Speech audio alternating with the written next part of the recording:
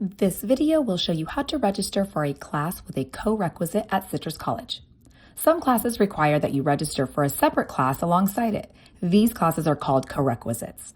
The most popular co-requisites are our math classes. You may be required to register for your math class with a support class based off of your placement scores, or you may just be choosing to register for math with support because you'd like the extra help. The easiest way to get started is to view the live schedule. Search for the math class that you'd like to take at the top. Scroll down to view the sections that meet your criteria. If the class has a co-requisite support class, you'll see it here.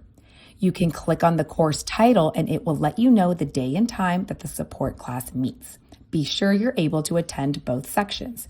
You cannot mix and match these classes.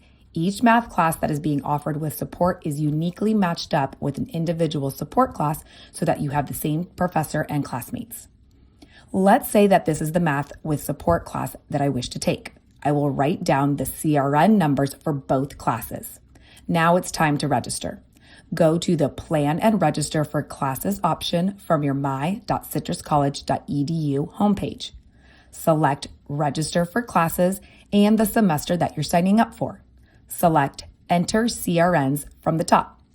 Enter one of your CRNs that you already wrote down and then click here to add another space.